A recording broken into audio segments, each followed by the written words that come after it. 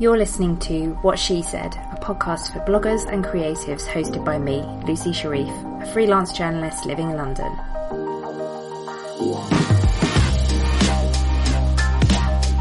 Each week I interview different women in blogging and the online world, getting their best blogging tips and advice, and a little bit of gossip too. Thanks for listening.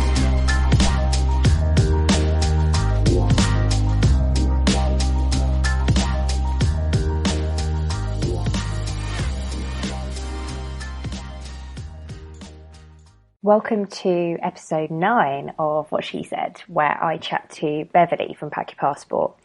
Fun fact, we hadn't actually met each other before, so when we had this call, it was the first time we'd even spoken to each other, which could have gone terribly, but it didn't, luckily. We chatted about the blogging landscape, how it's changed over the years.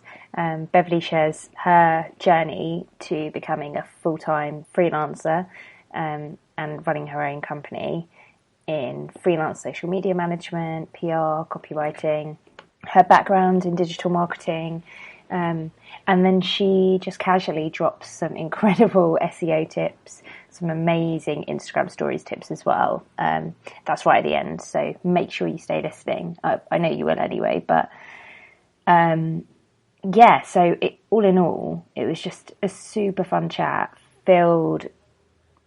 packed to the brim with amazing tips and tricks for your blog. I know you'll love it. And also, if you want to get to know me a little bit better, I admit to some shameful SEO secrets, which is sort of in the middle of our chat. Some things that I have been doing wrong for years and have only just discovered how to do correctly. So it's pretty funny. So I hope you enjoy it. Thanks for being part of the podcast, Beverley. Do you want to just explain to us, if anybody who doesn't know who you are, which they will, your blog and how you came to into your blogging journey? Well, thank you for having me on. Basically, I started blogging in 2011. I'd moved to Australia in 2010 on a working holiday visa. And to be perfectly honest, I didn't know what blogs were. I'd never read a blog at all. But in 2011, I was living in Melbourne and working in a little cafe. And one afternoon, I went to do some research about a trip that I was going to go on, and happened upon a blog. And I thought, do you know what? I love traveling, and I'm not bad at writing. Maybe I could do this. Do you remember what blog it was? I think, do you know what? I think it might have been Adventurous Kate's. Yeah. I think Adventurous Kate is the first travel blog that I ever read. Me too. Really? Oh, that's so funny. Yeah. She's really, really great. And I looked at it and I thought, I mean, I wasn't hoping to replicate what she does at all, because at that time I was actually traveling, with my now ex-boyfriend. Mm-hmm. But I thought, yeah, I love travelling and I love writing, and I'm not bad at writing. Maybe I could do this. So in true Beverley fashion, I jumped straight in without giving it a second thought. Literally just sat, I didn't even have my own laptop. I just sat in an internet cafe drinking cocktails in a really dark basement bar. Yeah, and I just got on Blogger, basically. I think it was Blogger. Yeah, I just got on Blogger, really bad theme. That was the Google one, wasn't it, Blogger? Yeah, the Google one, yeah. So I basically just did all that. And then I got on Twitter. I'd never been on Twitter before. I got a Facebook page. I was barely on Facebook anyway. And that's kind of how it all started. And then I continued just using Blogger for about 6 months. Yeah. And then decided that, I actually really like this. And I knew that I'd built kind of a really nice community up on Twitter. There were quite a few. So Monica was one of the first people that I followed on Twitter, and we became friends because of that. Monica Stott, the travel hack, for anyone who doesn't know. Yeah. She's mentioned, I think, in every single podcast episode. She's so great. She's awesome. So there were a few kind of bloggers at that time that I was really, good friends with on Twitter, and I thought, I'm really enjoying this. I really want to do this properly. So, I contacted another blogger who kind of put together a proper website for me, and I bought the domain, and that's kind of how I started. And that was all when you were still in Australia? Still in Australia, yeah. So 2011. I moved to New Zealand in June 2012, and moved to Auckland and just continued the blog really. I still needed, I wasn't making much money from it and I still needed to, work. So I lived in New Zealand for a year and then I moved back to the UK and I thought I'm going to move to London. So I moved to London and, got a job as a PR consultant, which I absolutely loved. And still, continued to run the blog. And then after 3 years of being in London, I decided to move back to Leeds because that's where I went to uni. And, it was, last June. So it kind of got to a point where I absolutely love London, but, I just wanted a place of my own. I wanted to leave, and I knew that in the future I wanted to go freelance as well, and I knew from being the person I am that I wouldn't be able to do that in a shared house, and I'd need my own space. So in January this year I went freelance, and here we are. It's super exciting. So I wanted to talk to you a little bit about your freelance career because so the blog post that you wrote, was it this week or last week? The freelance mistakes that you basically not mistakes that you made, the things that you ignored, the rules that people say. I found that really, really interesting because I'm freelance as well, and I didn't realise that I was actually completely breaking these rules also. Well, I didn't either until I read so much. I kind of had zero notice about going freelance because I unfortunately lost my job, and I kind of thought, you know what, now would be a perfect time to do it. I've always wanted to work for myself. I've got a bit of leeway, financially. Why don't I try it? So I went freelance with basically 1 day's notice, because I unfortunately lost my job, but I thought because I had a bit of leeway financially. So I thought, you know what, I've always wanted to do this. Now would be a really perfect time to do it. I've got this opportunity. I still looked for other jobs just to, keep my foot in, but I just kind of went for it. But I did loads of research. I read up on what I need to do and how to sort, like being self-employed out, that kind of thing. And so much of the advice was, you need somewhere out of your home or separate from your home to work. And I was like, well, I can't afford that. I've literally started freelancing, and my flat, I live in a small 1-bedroom flat. The only space for my desk is between my lounge and my kitchen in this massive kind of like open plan room. So I was like, well, sorry, can't do that. Then it's something like save for 3 months. I was like, well, I had no idea I was going to lose my job, so sorry, can't do that one either. And there was so much advice that made me feel as though I was doing it wrong. And I think when you're freelance, there is no right or wrong. I think you have to do what feels right for you. And that's why I wrote that post. Now, just because I didn't want other people to feel as though they had this rule book to follow, when really, when you go freelance, the rule book's kind of like, throw it in the bin and do what you want and do what works for you, which I'm sure you've done as well. Yeah, you just have to find your own rhythm as well, don't you? Yeah, definitely. Some people really, really like working from their bed in their pajamas, and other people really like to get up and start the day as if they were kind of commuting and all the rest of it and put makeup on. I personally sometimes, especially if I have like a day of pitching, I feel like I have to put lipstick on. I don't know why. It makes me feel like feel the same. It makes you feel as though you're like I don't know, in inverted commas, a proper work, like a proper person. A proper person.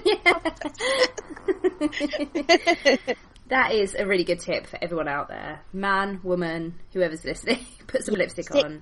Stick some red lipstick on. It makes you feel so confident. Yeah, it really does. It really does, though. So, your background in PR, which must be absolutely invaluable as a blogger as well as a freelancer. What kind of gems have you gleaned from your time in digital PR? Oh God, that's a massive question. Yeah, sorry. So when I worked in PR, it was very much SEO based digital PR. So the content that we were creating was very much it was based on data. It was data led, research led. We'd make these beautiful pieces for clients that were interactive, and then I would go out and try and get them coverage. So that's really where a lot of my experience came from. And it was only when I moved up to Leeds and got a job that was more traditional PR that I really did that side of things. But I think it's really interesting having worked on both sides. So obviously I've been a blogger since 2011, and I had no PR experience then. I'd done my degree at Leeds Uni in media and marketing. Mm-hmm. But of course, so much has changed since I graduated so I graduated in 2007. And obviously the principles behind marketing will never change. People will always buy things for a reason, and you sell to people in a certain way for a reason. But the method in which we're receiving all of these, marketing messages has completely changed. When I was at uni, there was no Twitter. There was no Facebook. Really, I'm really showing my age now. No, I think you're the same age as me. I remember those times. Yeah, I think we are. So the way that we're receiving these messages is completely different, and there were no blogs, really. It just wasn't a thing. So I've kind of had to teach myself, but because it's something that I'm really interested in, PR and social media, it not only helps with being a blogger, because you can see things from both sides. And obviously now that I do PR freelance and also social media freelance as well, it really, really helps having just been really passionate about it and just kept on learning about it, basically. Just speaking about just blogging, you've obviously been blogging since way back when. What have you found have been the biggest stumbling blocks for you along your journey? Do you know what? I think the biggest stumbling block for me has been consistency. Really? Yeah, I think that I would probably be further along in blogging if I'd just kept it up, if I'd committed early on to doing at least one post a week.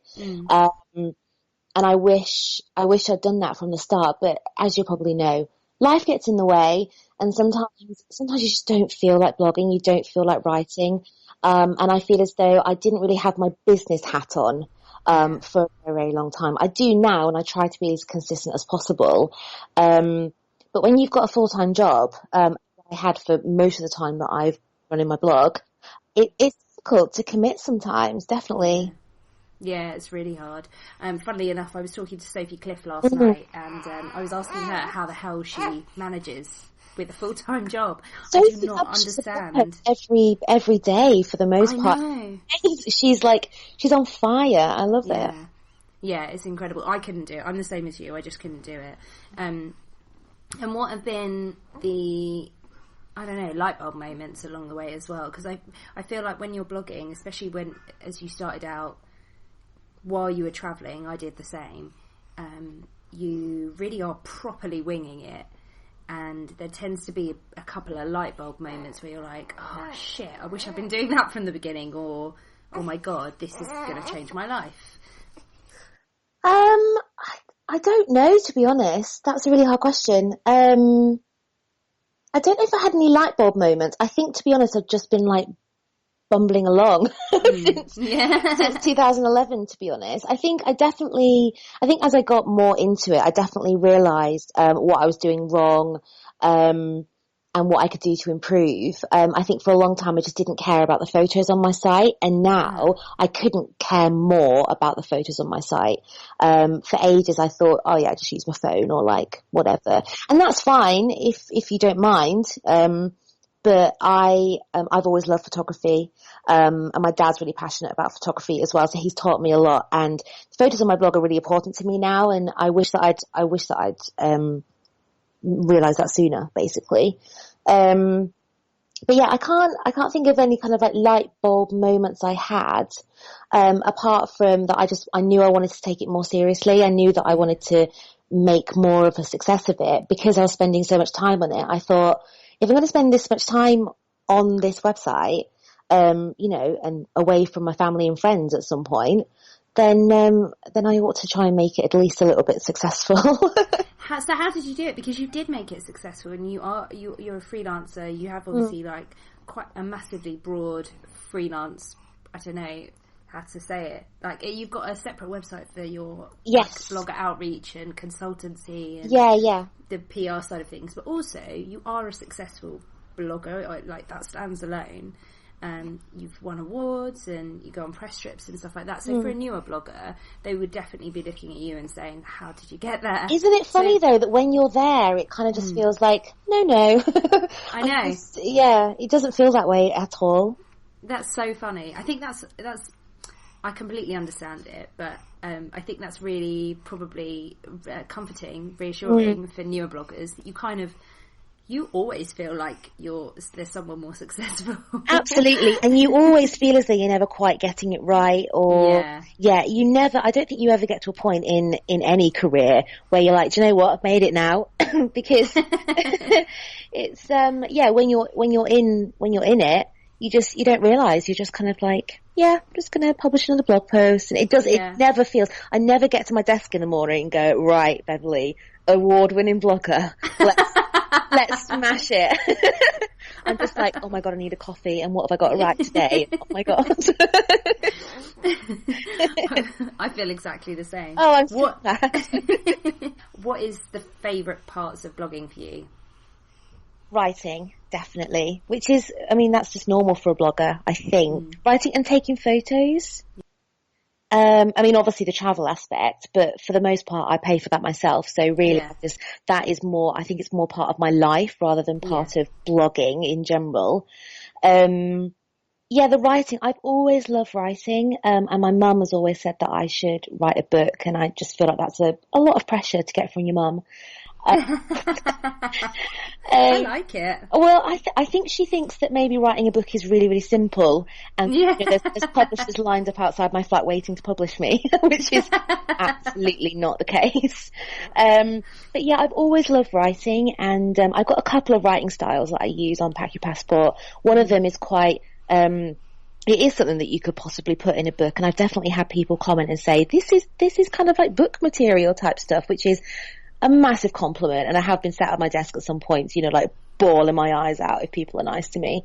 But then the more practical, the more just my voice, basically, just writing as if I'm just, we're just having a chat. And so it's definitely the writing bit that I love, because I would write whatever, even if I didn't have a blog. So I think that's one of the most important parts that new bloggers need to know, because if you don't love writing, I think, I'm sure people do succeed if they don't love writing, but I'm not really sure how. No, I'm not sure how either. Because I think, you have to do it for that. You have to do it for that above all else. So I wanted to ask you a little bit about SEO, because in your previous life, you worked for a big SEO company. Yes. Did that help? Because I am terrible with SEO personally. I know the real basics, and I don't follow the things that I'm supposed to do at all of the time. It helped in terms of the basics. To be honest, I don't think there was any kind of information where I was like, oh yeah, I'm going to go home and implement that. But I think just being in that environment where people were massively geeky and really, really passionate about SEO and about marketing, that kind of it definitely helped when it came to deciding, I was writing my next blog post and deciding what I wanted it to rank for and how I was going to go about it. I'm definitely not an SEO expert, but I think just being in that environment definitely helped, yeah.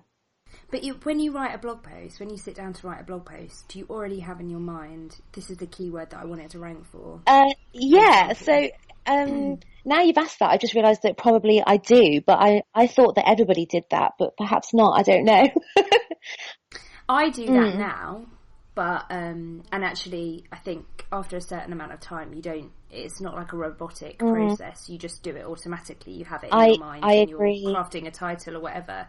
But at the beginning, I think that's something that feels like quite a mystery. You know that you should be optimizing, you know that you should be focusing on SEO for your blog, but you don't really know what it means. Absolutely. And things have changed so much in SEO over the past few years as well. I mean, it was once the case that if you, and I feel like I might get some of this wrong, SEO people, so I apologise, but I feel as though a few years ago, you could keyword stuff to your heart's content, really. If you wanted to rank for Amsterdam brunch, just stick that all over your blog post and you'd be away. Now, obviously things have changed, and you can't do that anymore, which is a really good thing. Nobody wants to read a blog post that's stuffed with the same keyword in every other sentence. I mean, it doesn't flow, it doesn't read nicely. And that's the reason, for anyone listening who doesn't understand what we're talking about, the reason so Google algorithm has got more and more and more sophisticated, and they're trying to cut out bots who will just, like Beverley's saying, just stick the keyword in at the beginning, like completely out of context, throughout the whole blog post. They read terribly. You'd read it and be like, "What? Who wrote this?" It would sound awful. Whereas now, as long as you've got it in your SEO title, in your URL, which you can obviously customize, in your title of your blog post, and you've used your keyword a few times, and you've got your keywords in your alt tags of your images, that kind of thing, that it all definitely helps. Do you know something that I didn't realise until maybe 18 months ago, which is embarrassing to admit, but I admit it. We're all friends here. Alt tags. So the alt tags are, it's to do with your images. What they should be is you should have your keyword in there, but it should be a description of the Yes, photo. it should be, yeah. I did not know that. So really? I didn't know that at all. So my alt tags, so basically, if you Google and then use image, and then click on image, if you're looking at images that you've Googled or whatever, of a keyword, I'm not explaining this very well, that's how you get them. So if you've taken a picture of yourself smiling, it should be smiling brunette lady, with your keyword as well. You need to weave it all in. Yeah, that's correct. Yes, that's definitely right. Yeah. So, they're there purely because, so it helps with people searching. So if you've put something completely irrelevant, that literally helps no one. Which is what I was doing all the time. Yeah. Oh. And also for visually impaired people as well, it really, really helps, with knowing, what's on the page, if they're using, a kind of program to read out blogs and read out, stuff on the internet to them as well. So your alt tags it's important for SEO, but it's even more important for accessibility to actually describe what's in the photo. If it's a photo of a really nice, brunch or really nice, view over Paris or something, write that.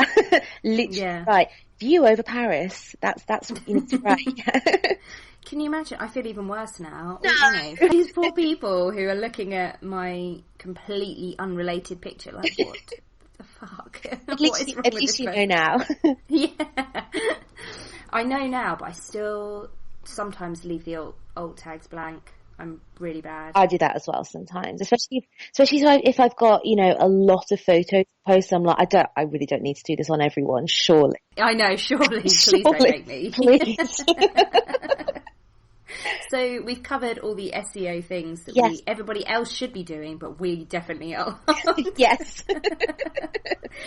I think Yoast helped me a lot, the Yoast SEO plugin. Definitely. Because basically that takes all of the hard work out of SEO. It really does. It even has a readability gauge now.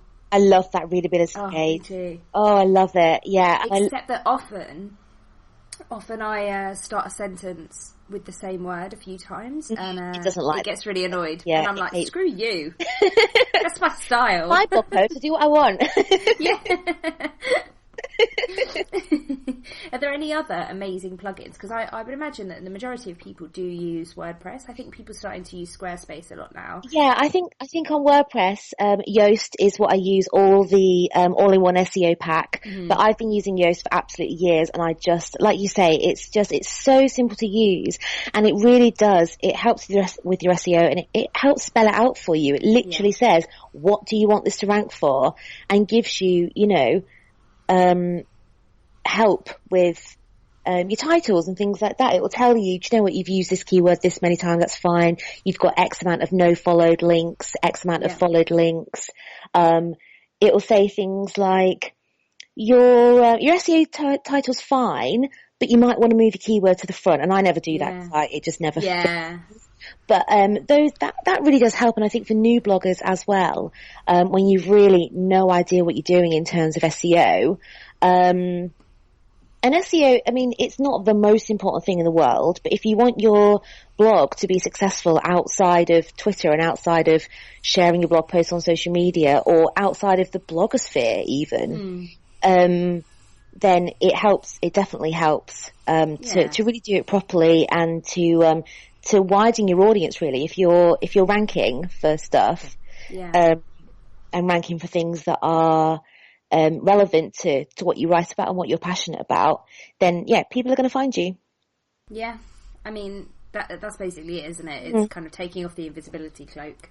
Yeah, absolutely. I think a lot of bloggers get into a little bit of a rut of writing for other bloggers, and that's totally fine. There's nothing wrong with that, but it does limit you somewhat because, you know, Joe Blogs looking for a holiday, if you're writing about travel, or, you know, just somebody, just say this in inverted commas, a normal person looking for makeup tips or whatever, they might not be on Twitter and Facebook, and they might not even be following you and not even know you exist. So SEO is very important for that. These are amazing tips. I forgot, I had a really good point then and I've completely forgotten it. Sorry. No, you're fine. It's my fault, it's baby brain. My point was actually about something else that shamefully I didn't know. Oh, yes, got it.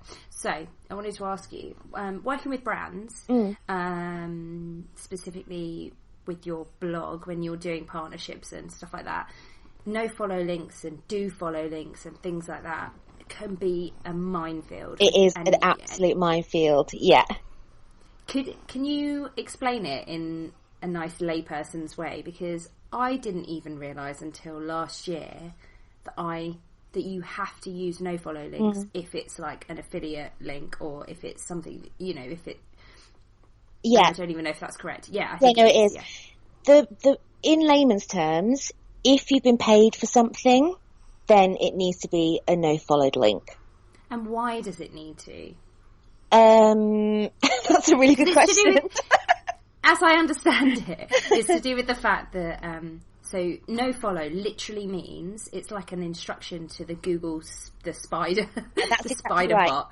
Exactly when they crawl your site, they'll look at links and they'll follow them. And if you say don't follow this link, it will stop. It won't follow it. That's exactly. So it's like it's counting it as irrelevant. Yeah. And for whatever reason, if you get paid for something, I think it's to do with the company shouldn't get extra rewards from Google for paying you. I think that's what it is. I'm sure somebody will correct me, but it's a massive minefield. And even having worked in SEO, it's difficult because things are changing all the time. I mean, when I worked as a PR consultant, we were primarily working with journalists, so we really had no kind of like connection with stuff like that.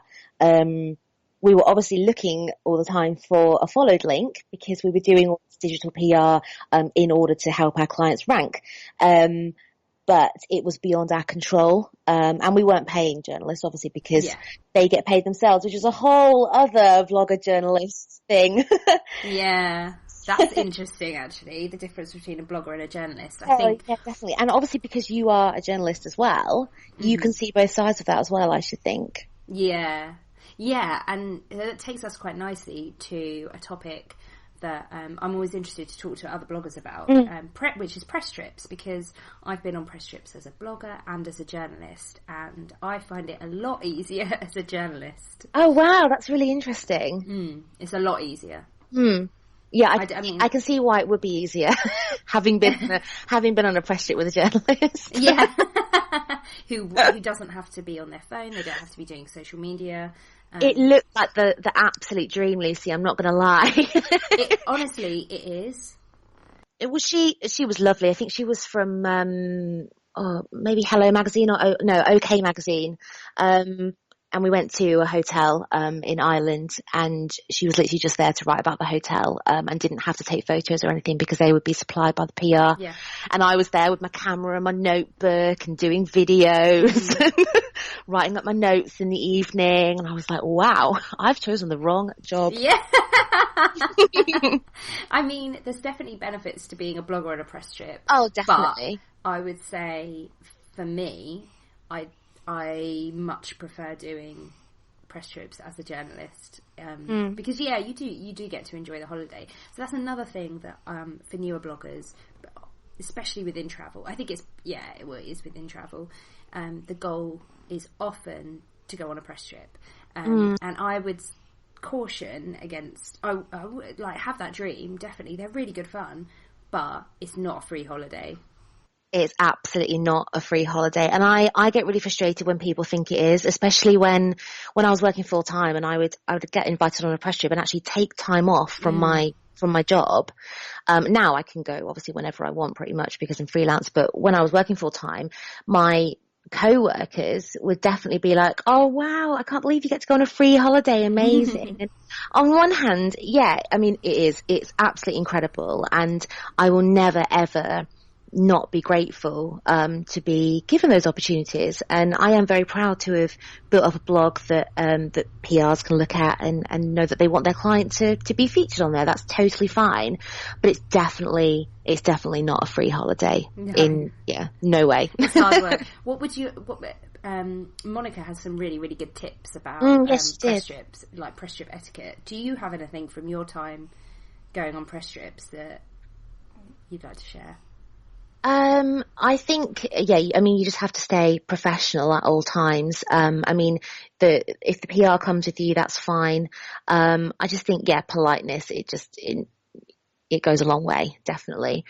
I think write notes, take a notebook if you can, or like a little dictaphone or something on your phone that you can, record things on, because you'll be sure you literally do so much on a press trip that you get home and often can't remember what the restaurant was called, what you actually had to eat, or a conversation you have with someone where you learned something that you wanted to use in a blog post. So write notes if you can. And I always find that difficult because, on a press trip, you've often got, in one hand you've got your phone, in the other you've got your camera, and then you're trying to also concentrate on somebody that's talking to you as well, and it can feel a bit overwhelming. But always try and write notes, and just stay alert and just take loads and loads of photos. I've been on press trips, people just don't bother really. Wow.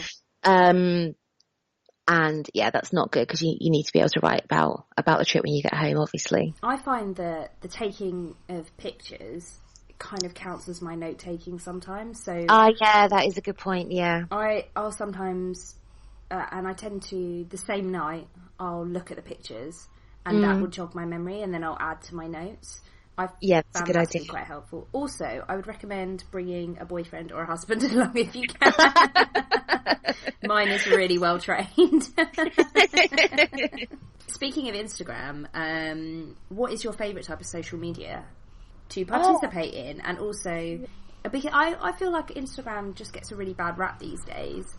Just this morning I was on Twitter and I don't know, maybe 3 or 4 of my followers were like, Instagram has been a bloody nightmare this week because they've changed the algorithm, and it's really disheartening, I think, because you put in a lot of effort into social media as a blogger.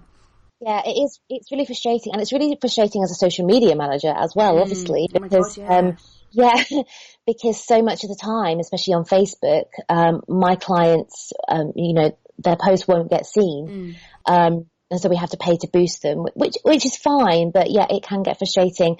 I think, for me, Twitter will probably always be my favorite because it's the first social network that I was on, I would say, professionally as a blogger. And I got my Twitter handle literally as soon as I started my blog.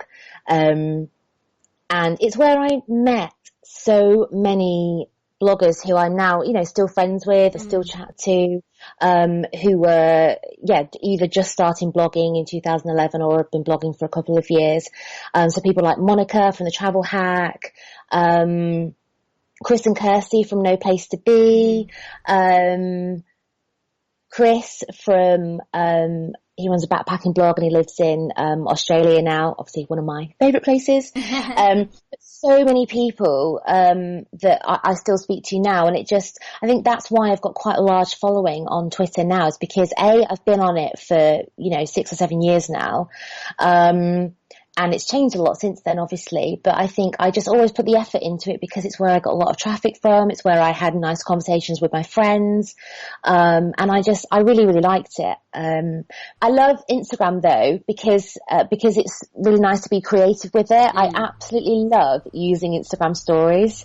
When they first came out, I absolutely love it. When they first came out, I was like, oh no, it's just, why are they trying to be Snapchat? This is awful, because I tried to use Snapchat about a year ago and I thought this is not for me. And I realized, why am I trying to build a brand new following on a brand new network when I've already got a following on Instagram? Why am I trying to do something else? If I'm going to build up a following, I want to concentrate on this one thing. So I got rid of Snapchat and, started using Instagram a bit more. And then when stories came out, I was not on board, but now I absolutely love it. And genuinely, I think I might be obsessed with Instagram stories. Oh, me too. I love it. Yes, not just me. No, I love it. I love doing them. I love trying to be creative and I love them. What are your top tips for stories? Oh, this is interesting. Okay, so I think mix it up a bit. So do videos. And also do, your boomerangs and your still photos as well. I think try and be really creative with it. Don't just, it's tempting to just stick any old crap up, but, try and be as creative as you can. For me, when I publish new blog posts now, I specifically go into Canva, which, side note, also a dream for bloggers. Oh yes, Canva, yeah. Yeah. Very useful. So I go into Canva and I make Instagram story slides. Do you? That's brilliant. That's a really good tip. Yeah, and the reason I do that is because you see brands doing it, and I think it's important to use Instagram stories to show a behind the scenes person and to show what you're really like, because I think that really helps in terms of building an audience and a relationship with your followers. However, I think if you look professional, people are going to want to read your blog post. Instagram's not great at driving traffic because you can't really link, except if you've got that swipe up magic, which I don't. No, I don't have that either. No. So I just think it's fun to do that. I think it's better to look more professional. That's really clever. That's such a good tip. So basically, sorry, go on. No, you go on. So what I normally do is I normally make a Pinterest image on Canva anyway to go at the end of my blog post, and what I do is I just scale that down. Or redo it in Canva for the dimensions of an Instagram story slide. Yes, because you can do that. You can do the magic, can't you? Yeah, it's actually called magic, like magic button or something. Yeah, so I just do that, and so I make the Pinterest image smaller, and then I might use straight after putting that up on stories, I might use a couple of images from a couple of vertical images from the post itself, and just say featuring this amazing brunch or this amazing place, and then encourage people to go to my profile where I always put the link of my latest blog post. My biggest Instagram story tip though is from a follower who messaged me after I've been doing a few talking to camera videos on Instagram stories, and it really hadn't crossed my mind, which I think is a massive privilege on my part. It hadn't crossed my mind about accessibility, to be perfectly honest with you. I think it's something that people unfortunately don't think about, but they definitely need to think about more. My biggest tip is, if you're going to talk to the camera, at least annotate something from what you're saying. Okay. That's because, and by that you mean write something like, I'm chatting about this, or I often will say click through because this is boring mother chat. Yeah. I've seen you do that, and yeah, I mean, I'm always interested in what you have to say anyway, but Thank you.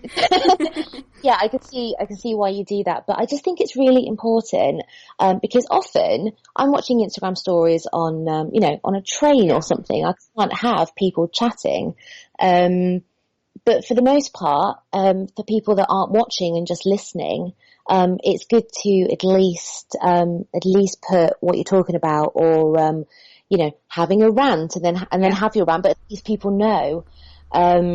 They know where they want to switch the sound on or whatever. And actually, Instagram stories have this really cool little emoji now, and it says sound on. Yes, I love that. So which is really useful. So sometimes I use that because exactly the same. If you're a lot of people will be watching Instagram stories on their commute. And they need to know if they need to put their headphones in. Yeah, exactly. So where can everyone find you online? So my blog is pack-your-passport.com. Note to new bloggers, if you haven't already bought your domain name, don't buy one with hyphens. It's a really bad idea. It's just really bad. On Twitter, I'm PCK Your Passport, and everywhere else I'm Pack Your Passport. Perfect. Thank you very much. Thank you so much, Lucy. Thanks for listening to What She Said. And if you like this episode or any of the other episodes, please think about giving me a lovely rating on iTunes. I really appreciate it. If you want to connect with me, head over to my blog, wanderloose.com, or hit me up on Twitter, Instagram, or Pinterest, where I'm at wanderlooseblog.